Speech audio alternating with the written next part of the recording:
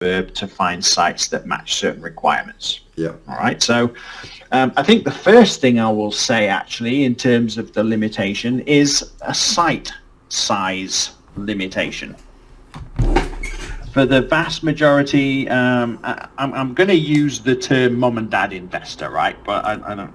Obviously, I realise you're not quite in that sort of field as such. No, but I understand. Yeah. one of the key restrictions that PDN and also our basic subscription package as well, which is the $95 per month package, face, is a site size limitation of 2,000 square meters.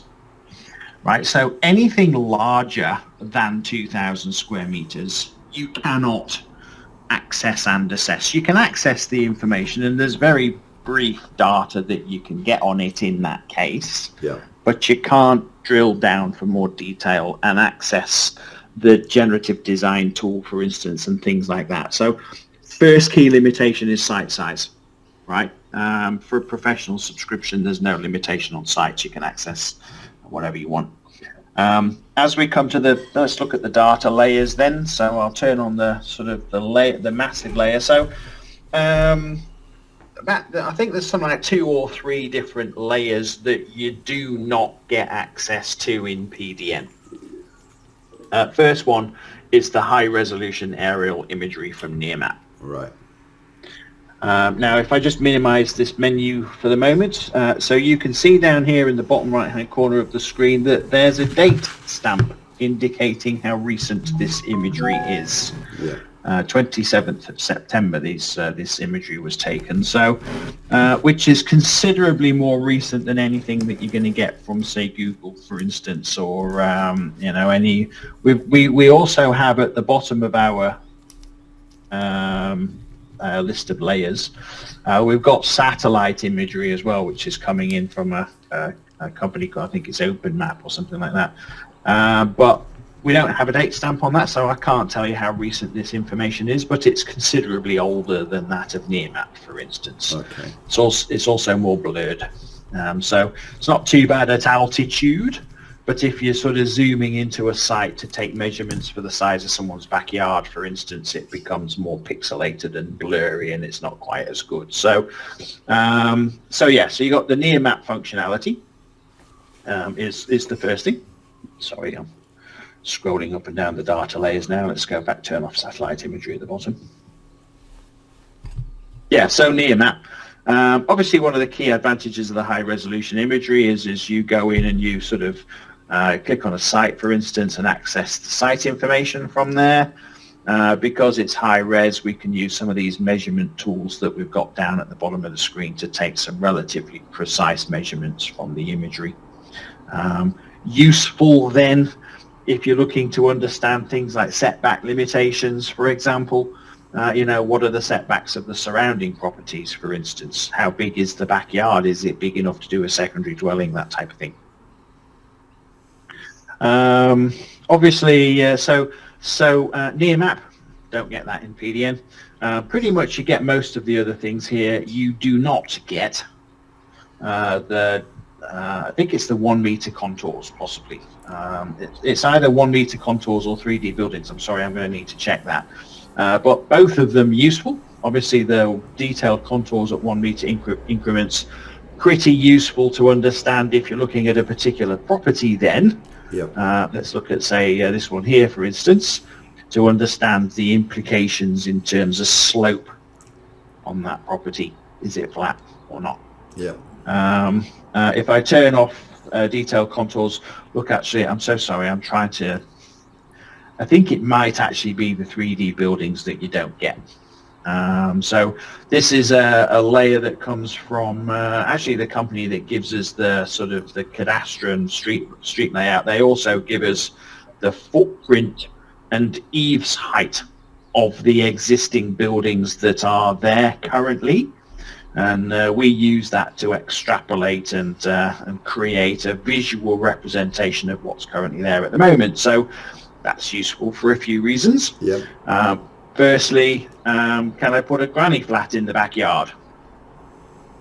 from a prospecting tool point of view. Yeah. It's very easy to have a look around and identify potential properties where I might be able to do a secondary dwelling, for instance, or any that have got a vacant lot, for example. Also great if I'm doing the generative design tool and I'm generating a 3D design. Yeah. To see how that design sits in context to the surrounding environment as well. Especially if you then go turn on things like the shadow casting tool to see whether it's casting shadows over the surrounding buildings if you were to do that. Yeah, where's that? The in generative design tool, I'll show you that. Okay, right. Yes, so once you generate a design, you can turn on those environmental analytics. Yeah. As we go a bit further down, so I mean, there's also, you're starting to get into some of, I mean, obviously you will have access to pretty much all of these, I think. Okay. And it does have, I just saw you go past, it's got sewer, electric and services overlays too. Yeah, so those are available in limited areas depending upon whether that particular sort of council or state government has given us that data. Right. But certainly in terms of things like water supply, you can see we've got it in Victoria, South East Queensland, WA and Tasmania. Unfortunately, that information is locked behind a paywall in New South Wales and we are having problems getting at it. We're asking. Obviously, we need this information and we're sort of working on that, but there are some data sets that we have that cover certain areas of the country and other data sets that don't. And it kind of varies, but obviously the objective is to have national coverage of all of this information eventually. Yeah. But we do try to indicate geographically where we've got it in the description, as you can see there. Yeah. Can you see that? Do I need to zoom in at all? No, I can see that. Yeah. Yeah, cool. So, as I say, the main layer is then going to be near map and your 3D buildings, I think it is, that you don't get in PDM. In terms of your third-party data sets, so I'll go into there. So, irrelevant of the subscription package you get, you will have access to the sales information we get from Domain and CoreLogic. Cotality, as CoreLogic is now called. So we can obviously turn that information on. So, you will be able to get the sales analytics data. You will be able to get the suburb insight analytics from Cotality or Logic, as they do now. So you will get that. In terms of your third-party data sets, you do not get access to the Cordell development application data. Are you familiar with Cordell at all? I used to use Cordell, years ago when I was in Sydney, yep. Oh, okay. I used to be the head trainer for the Cordell Connect products for 10 years, actually, at one point. But, anyway, so they're showing you... So Cordell do two things, actually. They have the development application data that they research, so what projects are going off across the country. Yeah. And they also have the construction costings arm of their business, which provides builders with construction costing data and that type of thing. So this particular feature is related to the development applications that have been submitted to council. Yeah. They cover all categories of development application construction, so civil, commercial, community, industrial, infrastructure, residential, you name it, they've got it in there. Yeah. The only thing they don't cover, to be clear, from a residential point of view, is the small end of the residential market, right? So they don't show development applications for single dwellings and duplexes, or renos and refurbs from a residential point of view. They will show, if you're doing a townhouse construction project, it's got, say, 3 townhouses, for instance, they will show that in their information or larger. Right, so the idea here is you can go to, say, Kingscliff, for instance, turn on the Cordell data, we get all these triangles, the colours representing the stage of development that those DAs are in. You can go and click into those DAs and they'll give you some summary of what that particular development application is. As you're moving around the map, you don't really see what the DA is, though, till you click it. Yeah. So it's a good thing to come over to the listings and turn them on from there, because that's then going to show, in this case, all 90 properties, DAs, that have been submitted. And there's a filter option, so if you want to go filter specifically for, say, residential multi-dwellings, so that you can compare, see what's going on around you, you can apply those filters. You can even pick stages of development, such as approved in the tender stage and in the construction stage, because theoretically they've been approved by council then. Yeah. So you can see what's being approved around you. And people are using that for a precedent setting point of view. Yeah. You're looking at a site and planning control, so you get 4 townhouses on there. You look up the road, there's a DA just been approved on the site similar to yours, got 5 townhouses on it. Yeah. Well, what did they do to get that extra townhouse? Can I use the same logic from my point of view? Yeah. But again, I'm talking residential there, but also useful to see if they're doing any infrastructure projects. Are they building a freeway nearby, or putting a train line in, or something like that? Yeah. That might help. Or is Westfield building a shopping centre, that schools being built? I'm flogging these examples now, Chris, but any key stuff going on that might affect demand for property in the area. So you don't get Cordell DA data with your PDN information. And then we move into the site finding functionality over here on the right hand side of the page, which is the filter capability. Yeah. So we can go to a suburb and if you're looking to do certain types of developments, duplexes, things like that, you're going to have in your mind kind of a key, like a recipe, I suppose, in terms of the types of properties that you're looking for. Yeah. And so this filter feature lets you apply that recipe to the map. So we can say, for example, show me every property. It works on a suburb scale, so I can't do wider than that. Yeah. Unfortunately, so we'll talk the suburb of Kingscliff for the moment. So every property that's between, say, 600 to 800 square meters we'll focus on to begin with. And that'll give me a list, 1,200 of those. Yeah. Maybe if I'm doing a dual occupancy, perhaps I need a minimum street frontage of perhaps 18 meters or 15 meters or whatever. So I'll just go 18 meters for the moment. And that's going to cut the quantity down. I'm down to 778 now. And then I could continue to go through and apply further criteria. I might apply a zone limitation. I only want to see R2, for instance, or R3, for example. Perhaps I want to get rid of those that are flood prone or bushfire prone. Do I have this functionality now, or is this the professional? Okay, very good. So let me finish what I'm talking about, and then I'll clarify exactly what you do have and what you don't have here. Yeah. Right. So the objective of the exercise, the reason that we would apply these filters, obviously applying them highlights in pink the sites on the screen that match those criteria then. Yeah. The reason that we do this is because there's a button at the bottom that lets you pick them. Right? Yeah. And the reason for that is, forget the fact it's thrown up a warning here, so there's features that allow you to. So basically, what we're doing here is we're picking those sites with a view to adding them into a list so we can then track and manage those sites over time.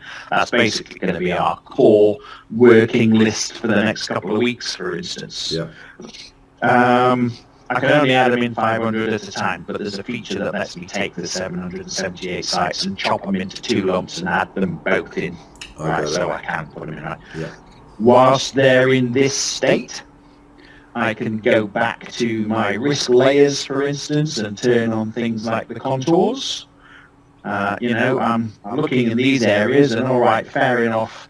These properties here have been highlighted because they match my filter criteria.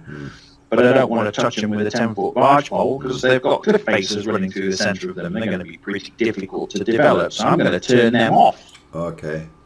Yeah. Get rid of those for the time being anyway. Come back to them at a later time maybe. Yeah. So I can wash this list of sites against other risk factors that are in my layers, for instance. I can even jump into the third-party data sets and turn on the sale information and see which of those are currently listed for sale, for example. They're sort of the low-hanging fruit, possibly. Yeah. Focus on them to start with. So there's a good one, for instance, to look at to begin with. And this is one of the key advantages of having multiple data sets in one place, basically, is the ability to overlay all of that information together. All right, but so from a filter point of view, as I say, the key differences are, yes, we can put the filters on and all of those, we can highlight all of that stuff in pink on the screen. You can do that in PDN at the moment. Yeah.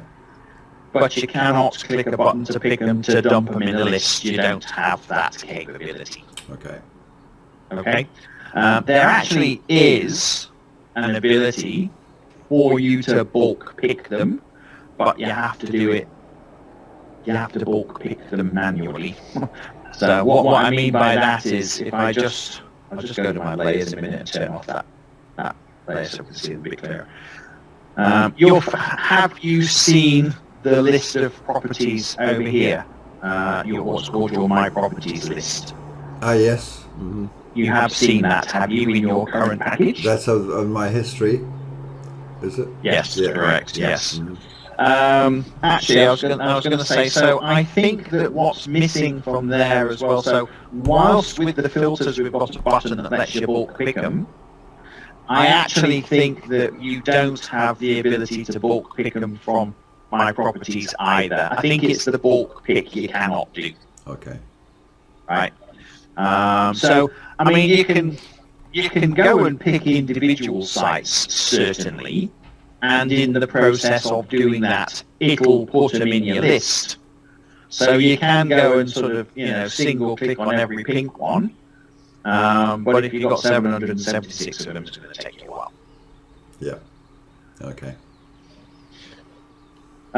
So that, for the moment, then, is a brief recap of the macro functionality that you don't get with PDN. Yeah. Any questions on any of that information? No, that's good so far, thanks. And then, of course, we get into the individual site analysis. So that, now, actually, from an individual site analysis point of view, you're not very restricted at all, actually. You've got access to pretty much most, if not all, of the functionality here. So I've clicked on this particular site. So with PDN, then, you'll get all of these little tiny sort of icons at the top here. So you will have access to Street View, for instance. Yeah. So you can sort of put yourself in the street outside, have a look around. You will have access to the bulk add lot functionality, where you can amalgamate lots if you get a couple of neighbours talking, for instance, to sort of buy them as an individual property. Yeah. You'll probably have access to the detailed information as well in terms of the sales history. Yeah. Certainly. Where it starts to differentiate, though, so again, you'll have access to information such as the planning rules, so you'll be able to click into there and go and check out all the different rules and how they apply to the different build types. So you'll have that, certainly. But we do a lot of analysis based on this data, right? So, firstly, sorry, again, I'm going to take one step back before I jump into that sentence again. So this site is 607 square meters. Obviously, in PDN, then, you'll be able to access this information. If the site is over 2,000 square meters, you cannot get access to this data. It will be locked. Right? So I think you can get basic information such as the site area and the street frontage, but I think the property details data and planning rules information is all locked. Yeah. Moving past that. So, as I say, we do a lot of analysis related to, if we know what the zone is, we know what the planning rules therefore are that apply to that zone, and we've got them in detail, as you can see here. So, and that might include things like minimum lot size requirements before subdivision. You know, how big must your piece of land be before you can do a secondary dwelling or a dual occupancy, for instance? Right, so we know all that information. We know all of the various permitted land use details that are possible on a piece of land as well, so we know all of that information. And of course, we also know the lot area and the street frontage. And all of this information is important because this is then leading into, come out of that side, functionality we refer to as ArchiStar intelligence. Okay. All right, so this ArchiStar intelligence. There are three key features in the ArchiStar intelligence functionality. The first one is what we refer to as the missing middle report. So we did some work with CoreLogic a couple of years ago now, which essentially looked at every single property in Australia and made a determination from that property using certain algorithm that we applied to determine which properties had development capability and what quantity of potential development capability was there in that suburb. And we then colour-coded the areas, right? And the objective of that exercise was to answer the question, as a developer, well, where do I even start looking for potential developments? And so this feature sort of answers that question basically by, I've got the colour legend turned on here, so you're looking for suburbs that are darker red, basically. The darker the red they are, the less green they are, the higher the potential quantity of development opportunities there are in that suburb. Yeah. Right? So this particular feature is intended to point you in the direction of the answer to the question, well, where do I even start looking? Yeah. So that's going to, you know, sort of focus in on these areas again. So there's Kingscliff. So we'll look at Kingscliff again since that was an example. So that's not too bad, I suppose, in terms of options. It's kind of sort of mid-range. So Yeah. so missing middle is going to point you in the right direction to start with. So you do not get access to the missing middle data in PDM. The second feature in here is, well, where can I put a granny flat? You know, if I was to look at, and this is suburb based then, again, so if I'm looking at the suburb of Kingscliff, can you indicate for me which properties using ArchiStar's algorithm have development potential? Right, and it's going to dot them straight off. Alright, so every one of those in theory, there's a certain algorithm that's in place there. That's why the 3D buildings layer is useful in this case, because the algorithm is talking about how much square meterage there is available on the property in relation to undeveloped square meterage. Yeah. So some of them you'll look at and you think, well, that's not really that relevant, that one, but that one is, Yeah. and those ones there. Yeah. Right, so it's a mechanism to help you look at a suburb in a snapshot and get a quick understanding of which of those properties are possible in terms of that development. Yeah. So the granny flat site finder, you do get access to in PDM, actually. That one is there. Okay. And then there's the third feature. This is arguably one of the most powerful ones. It's a filtering capability, a bit like this one over here. Yeah. The difference between these two, though, I'm going to use the word dumb. I don't mean it insultingly against our functionality here, but the filter feature over here on the right-hand side of the screen is what I refer to as a dumb filter feature, right? And basically what I mean by that is you go in and tell it what you're looking for, and it tells you, there you go, you can do those. Right? It doesn't really use much background intelligence in terms of algorithms and things like that. This feature, the residential development feature, does. Right? So it looks at your land size, it looks at your zoning, it looks at the permitted uses possible for the site, it looks at the planning rules in terms of things like minimum lot size requirements before subdivision, site frontages, those types of things, puts them all together. Yeah. And it colour codes the entire suburb. Yeah. Right? So you can then look at you can then come to this panel on the left-hand side of the screen here. You can scroll through the permitted use build types that are possible for this entire suburb based on Tweedshire Council zoning. And you can pick a particular development type. So, I fancy checking out properties that I can do secondary dwellings on, and I don't want to faff around too much, so I just want to go straight through the CDC route, for instance, compliant development certificate route. So I'm going to pick that one there, and that will then highlight for you, colour-coded wise, every property in the suburb that you can do that on. So the blue ones mean, yep. I was going to say green tick, blue tick. Yep, you can do that. Right, you can do a secondary dwelling CDC route on these blue dotted sites. Anything that is yellow, our system has determined that whilst it's zoned that way, there may be some issue in terms of the site context. It might be too narrow, for instance, or the site might not be big enough. Right, so zoning, yes, site context, no. And so therefore, that's what we refer to as an amalgamation lot, or a merger lot. Yeah. You can purchase the property next door, then you should be able to do that particular type of development. Obviously, this secondary dwelling, you might be looking at dual occupancy.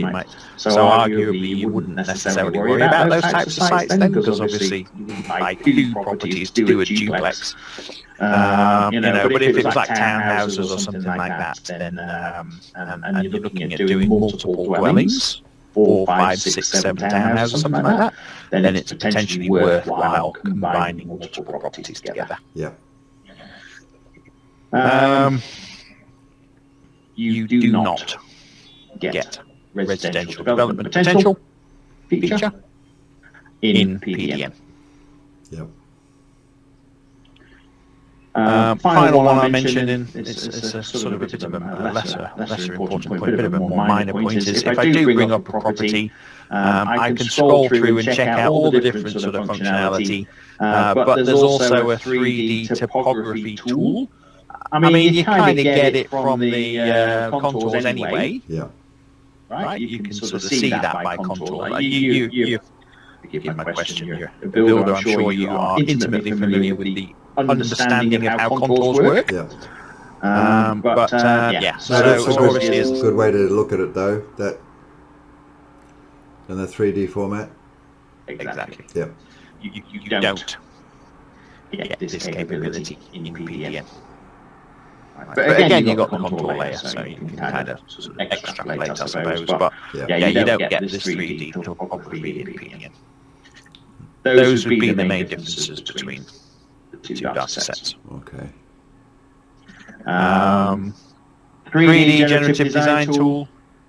Pretty sure that you can do all of those things. You said that you got the. I'm pretty sure that you can do feasibility analysis through the generative design tool. Do you need me to show you that, or are you familiar with that functionality? Oh yeah, if you wouldn't mind, just briefly. Sure. Yeah. So we can go down. So we pick the 3D generative design tool. First thing to recognise is that we don't limit you to testing sites for build types it's not zoned for. So what I mean by that is this site is R2, low density.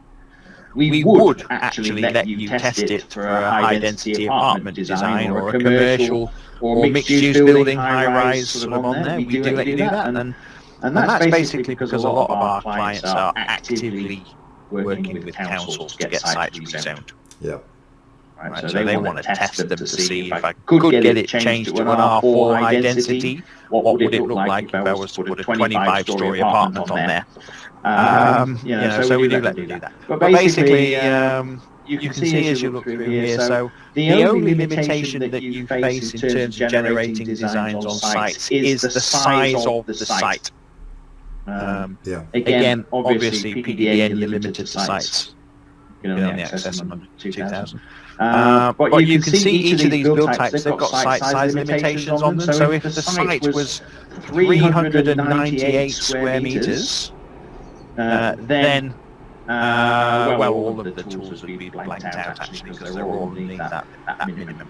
Yeah. If it was 452 square meters, then you'd see that apartment, commercial and mixed use were grayed out because the site's too small for those types. So you can pick a build type, and do be a bit careful actually when you access these tools for the first time, because most of the time their input panels, so this information here, is going to be limited to just the basic input types. What I mean by that is you'll see there's an advanced toggle that you can turn on irrespective of your subscription package. Right? It doesn't matter if it's PDN or professional or basic, whatever. When you turn them on, you'll be limited to the basic inputs. So always toggle on your advanced inputs. That gives you a wider flexibility in terms of the inputs that you can put in. Yeah.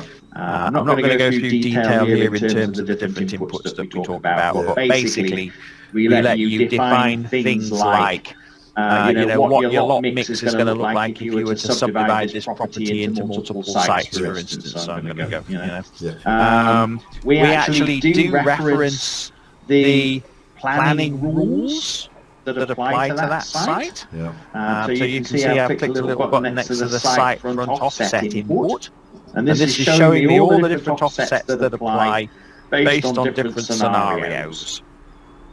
Right?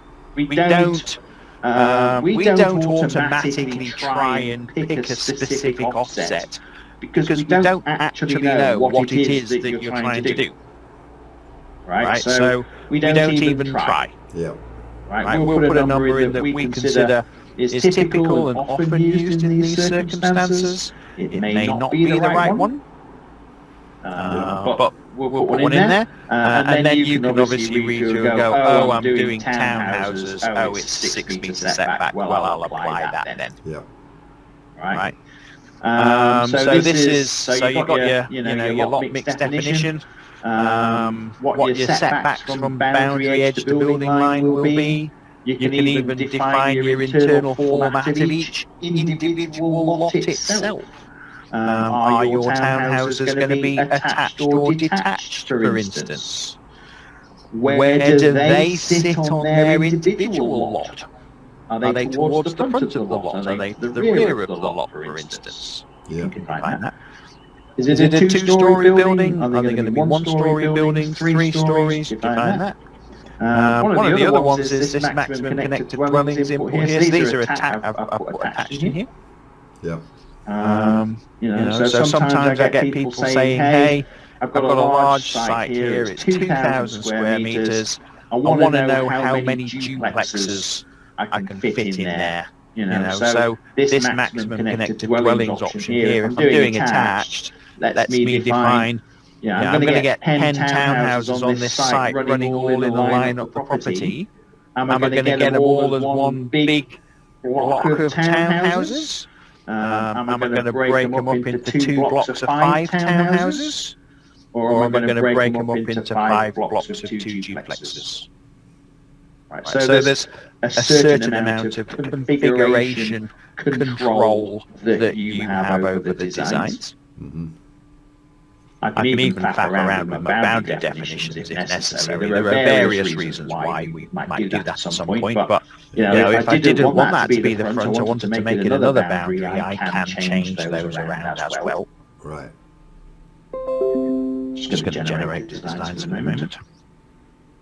But the purpose of the feature is to say, all right then, you're looking for suggestions in terms of how you might solve the designs for the site. What sort of layouts might we be looking for instance?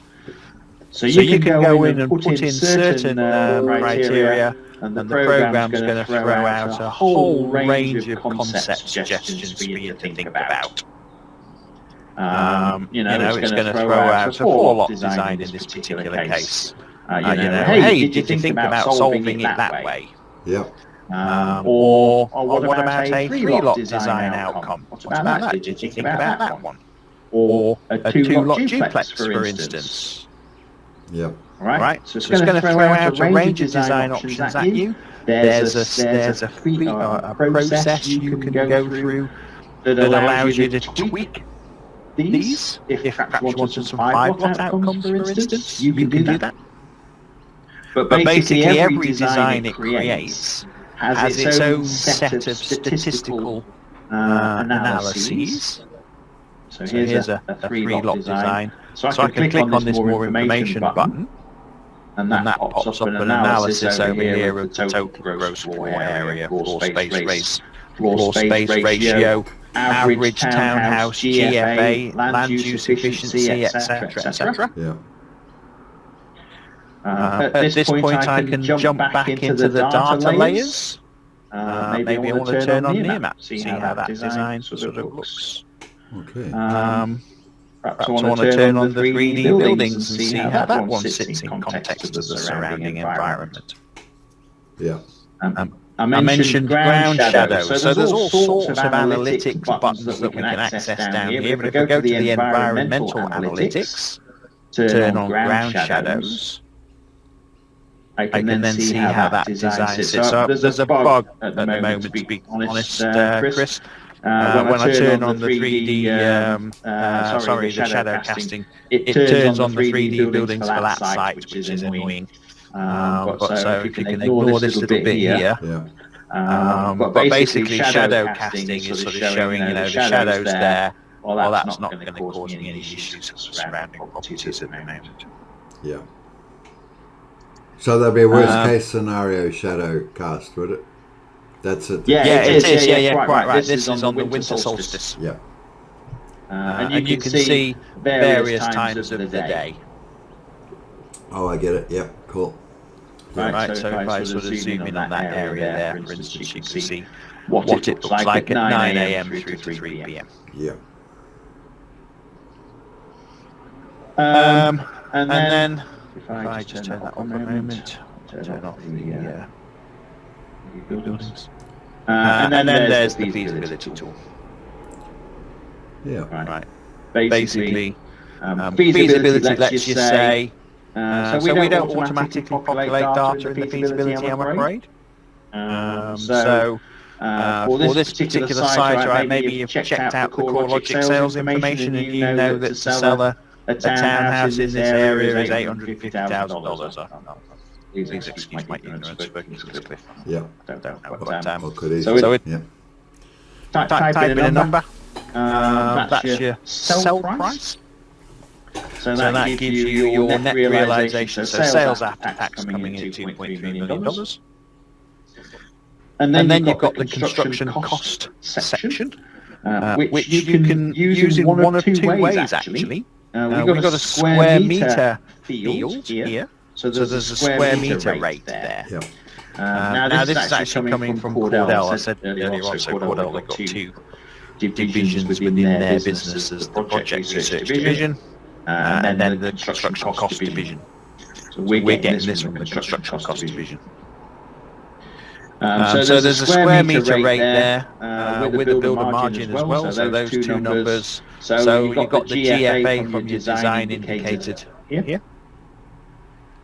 Alternatively, of course, if you know what the actual construction cost per townhouse will be, you've probably got all that information down pat, obviously, but you can just go in and type in the construction cost per townhouse, in which case I'd get rid of the M2 rate and the builder margin as well, since that's included in your 400,000.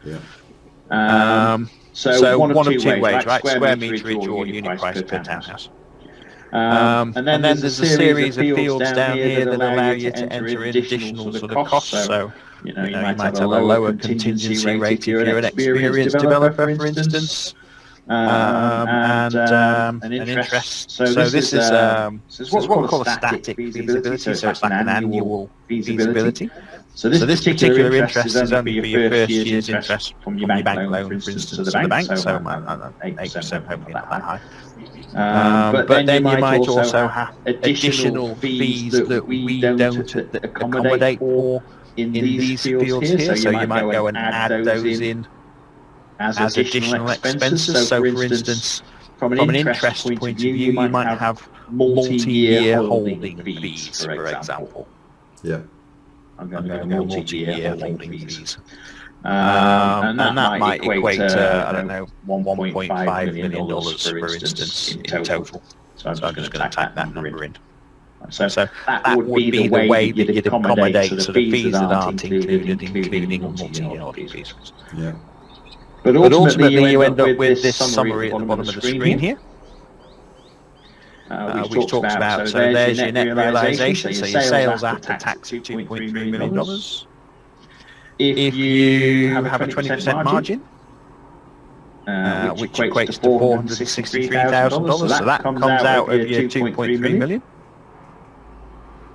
Your construction costs plus expenses, so I just smashed that with $1.5 million worth of holding me. So that comes out of your net realisation as well. Yeah. And the result of that is we're in the minus then in terms of how much. So your residual land value is kind of your magic number there, really is what you would have to spend to buy that piece of land in the first place. So in theory, if the landowner's saying to you, hey Chris, I'm going to quote you $900,000 for that piece of land to buy it from me, then actually what you can do is you can jump down to the residual land cost and start that by typing that number in. Yeah. Right? And that's then going to have an inherent effect on everything else that you're already in there. So I'm down to minus 70% margin there. So perhaps I need to work on the multi-year holding fees. Maybe it's only going to be, I don't know, $250,000 or something like that instead. Yeah. Perhaps I can tweak the construction cost, can I get it down to $350 instead of $400,000? Yeah. Maybe I'm going to need to sell them for $900,000. Yeah. So you can basically go through and rework your numbers to see that works or not. I'm down to -1% now on my You're getting better. Yeah. So basically, as I say, it allows you to go in and rework those numbers from there. Yeah. Oh, great. Okay. That's good. How does that sound for you? Yeah, that sounds pretty comprehensive there, what you can do. And it's a big time saver to be able to do that. That's the plan, to be honest. Yeah. I mean, So I mean, in terms of the cost of product. So I mean, one thing to be aware of is that we do month-to-month subscriptions. Yeah. No locking contract. So you can sign up for a month. You can go to that. You can go to that site finding thing. You can download an entire suburbs worth of data into your list. And then basically just work on that list for a while and sort of cancel if you have to. I mean, we don't want you to do that, obviously. But from a time-saving point of view, I suppose the question is, how long would it take you to go to the filter? How long would it take you if you didn't have a filter feature, for instance, to go search a suburb to find properties that you could work on? The answer's too bloody long. Yeah, indeed.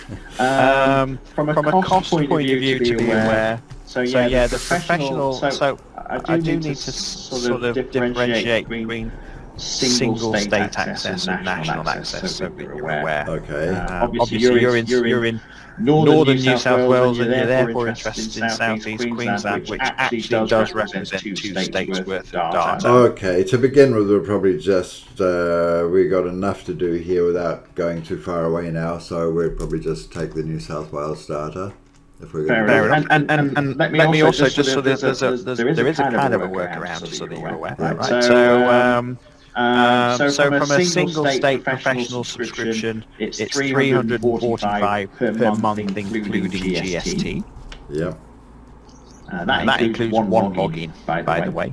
So if you want, will it just be you, or will there be another login or anything like that at all? So we charge $50 basically for extra logins. Oh, okay.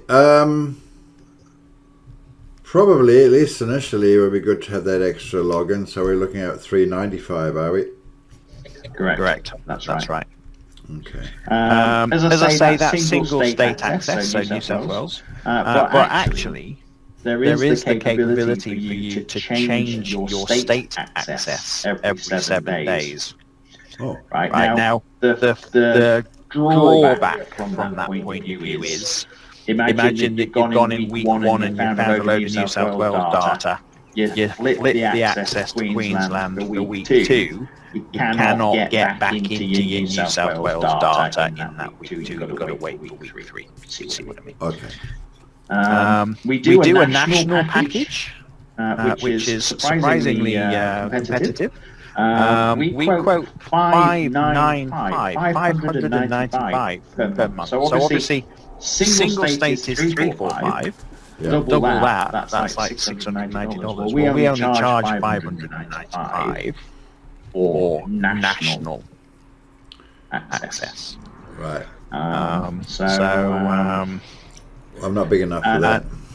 No, fair enough. Okay. Yeah. But as I say, so you can change your access as you understand, and then you go to the single state one. Yeah. Things to be thinking about is you're currently subscribed to PDN, and you'll have access then through a specific email address. If you want to continue using that email address, you can't have 2 subscriptions on the same email. So you would need to cancel your PDN subscription first.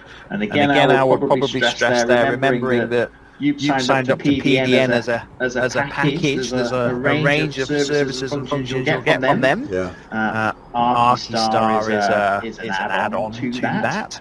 So I wouldn't necessarily advocate cancelling PDN as a whole, just the ArchiStar component of PDN in that instance, as such. But if you want to keep the same email address, you can cancel your PDN subscription and then you can sign up. But if you want to keep your PDN access, then you can just sign up with a second email address. Okay. And that's obviously doable. Okay. What have I not covered for you? I don't know. You've done pretty well, I think. It's illuminated me a bit more.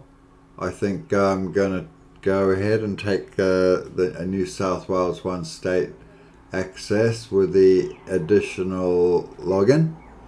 Okay. Excellent. Yeah. Okay. Do you want me to send you any information at all? I mean, obviously, I will send you my details so that you can contact me when you need to. As I say, if you're going to sign up using your existing email, just cancel your PDN thing first. I'd keep that and I'd sign up under my business email for this one. Okay. Yeah. Okay. So I'm definitely going to send you an email with some recommended instructions of the process to do that then, to make it work out for you, because internet browsers can be tricky things to deal with multiple email addresses. But good. Okay. Fantastic. I'll email you when I hang up, and we'll take it from there. Thank you, Matthew. Thank you for your time and good explanation. I think that's going to be good for us. Excellent. Thank you so much. We'll speak soon. You have a great day. You too. Cheers. See ya. Bye.